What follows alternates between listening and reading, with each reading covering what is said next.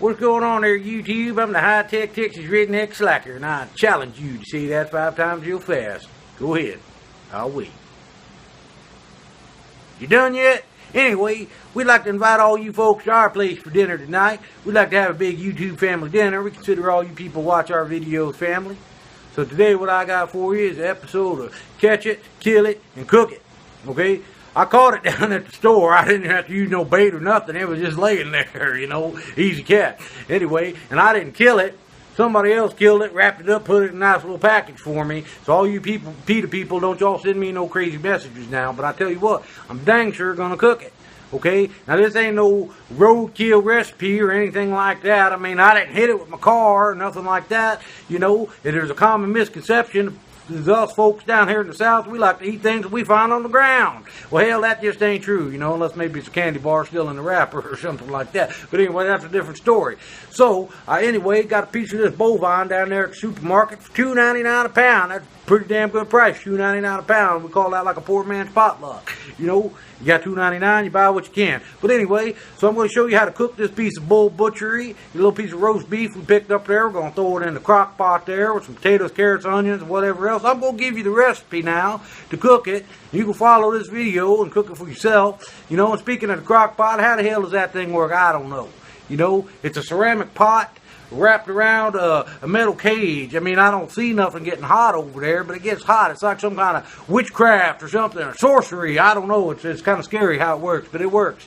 So anyway, get you a pen, a piece of paper. I'm fixing to show you the ingredient list. You might want to write it down, run to the grocery store, pick it up, come back, and watch the rest of this video.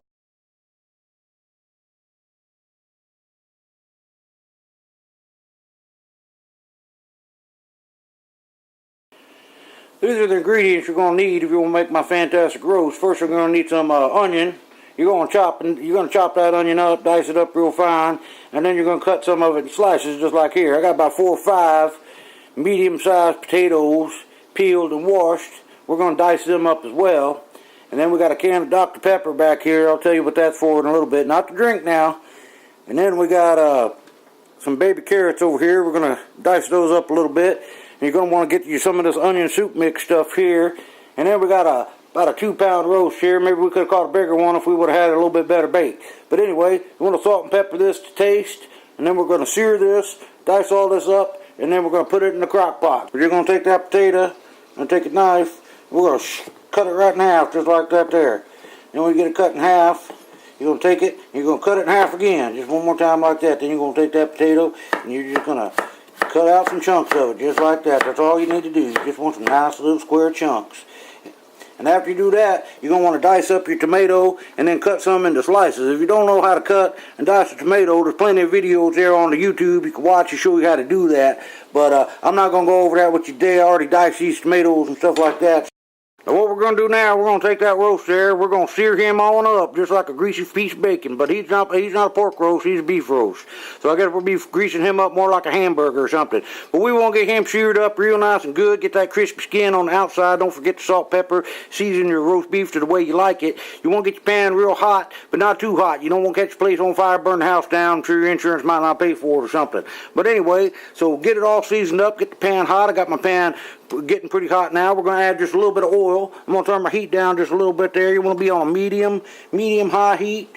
We're going to take a little bit of oil right here, just a little bit, just in the middle of the pan there. Any kind of oil, olive oil, vegetable oil, peanut oil, whatever you want to use, whatever you feel better for you. So then we're going to take this roast here. See, I got it all nice and seasoned.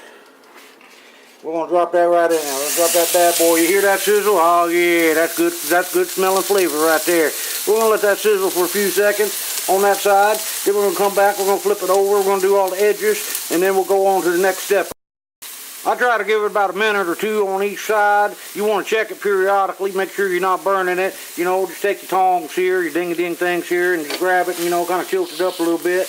I don't know if y'all can see that on y'all side. Let me flip that over the other way here. Give it a little bit of color there on the bottom. You just want to get it a little bit browner than that. I like mine a little bit crispier, so we're going to let it cook for another minute. So anyway, it's been about 2 minutes. 2 minutes browning on this side. I'm going to go ahead and flip it over on the other side. Let that side get a little bit of color there. Yeah, let's look at that.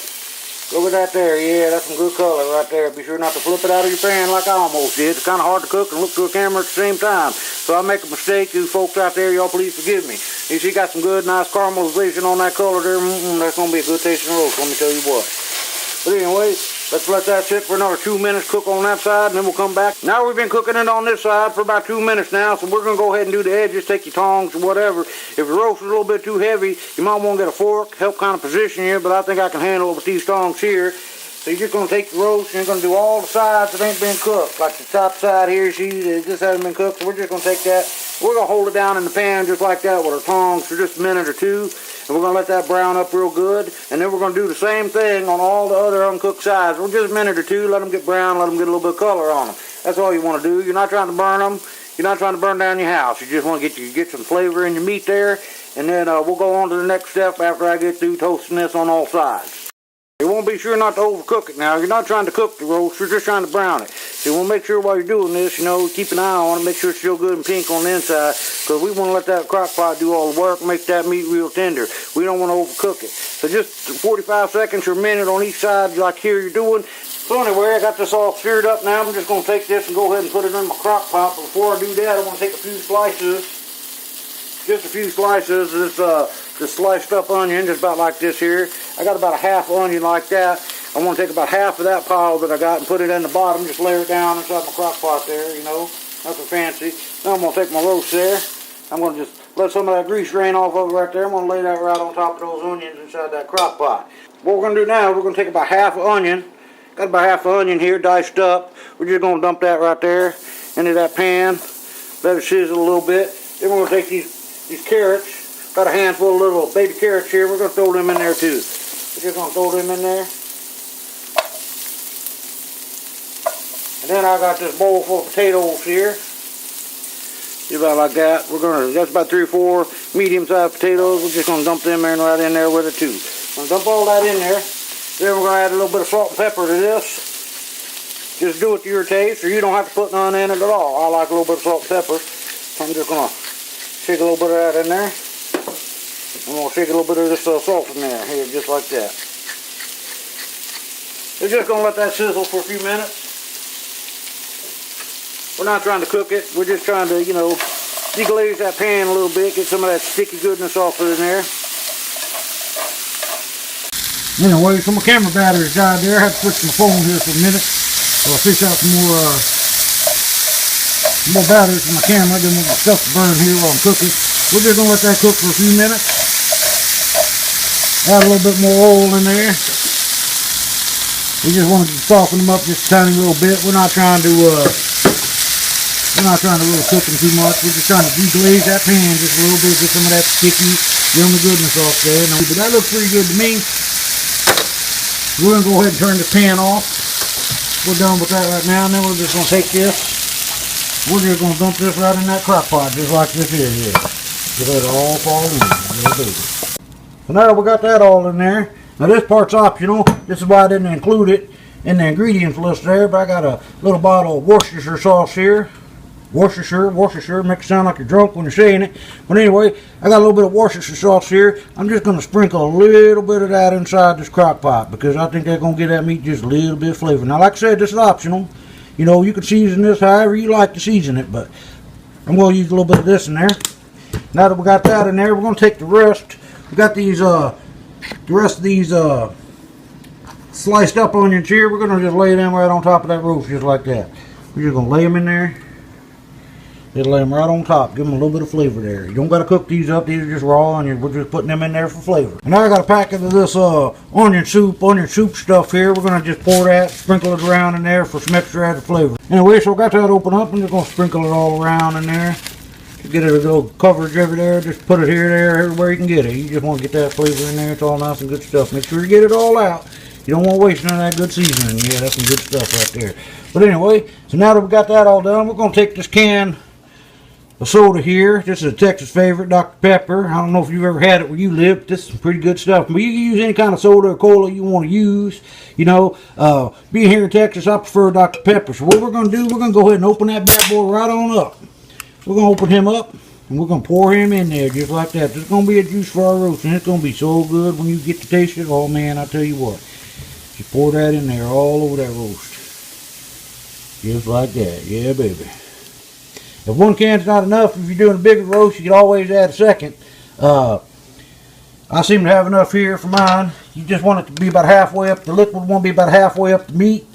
And that's good. So now what we're going to do, we're going to go take this and sit this back in our crock pot. And then we're going to set it. So anyway, I got my trusty crock pot here. We'll go ahead and put the lid on this bad boy here. What we're going to do, now you can cook this 2 different ways. Now if you want to cook it all day long, put it on a low heat for about 8 hours. But I want to cook it a little bit faster than that. So I'm going to go ahead and put it on high heat for 6 hours. And go ahead and get that set up. And then you want to set a timer. If you're not going to be home, you don't want to do that. But if you're going to be home, set a timer for about 3 hours. We're going to come back and flip it in about 3 hours. That way we can cook the other side over too. Anyway, one other thing I forgot to mention. I was digging around in my freezer there and I found some frozen corn. I got about a cup worth of frozen corn. I'm just going to go ahead and add that on in there. That way we can have some extra veggies in there. It's all good and yummy. Anyway, it's been about 6 hours here, so we're going to take this on out. You see it's so tender. It's falling right apart, man. It's so good and tender. It's been cooking in that soda for a little while there. I'm going to pull a little piece of this out. Show you. Look at this here, man. It just falls apart. Beautiful and delicious. Here we go. Here's the finished product, all plated up. Got our potatoes and onions and carrots and corn there on the side. Meat so tender, it just falls right apart. I'll tell you what, refrigerate the leftovers. Whatever leftovers you got, slap them between 2 pieces of bread. Make you a pretty good slacker snack. But that's all I got for you today. If you like this recipe, give me a thumbs up and a like. If you didn't like this recipe, give me a thumbs down and tell me what you didn't like about it. Please like, subscribe, and share, and I'll see you again, YouTube.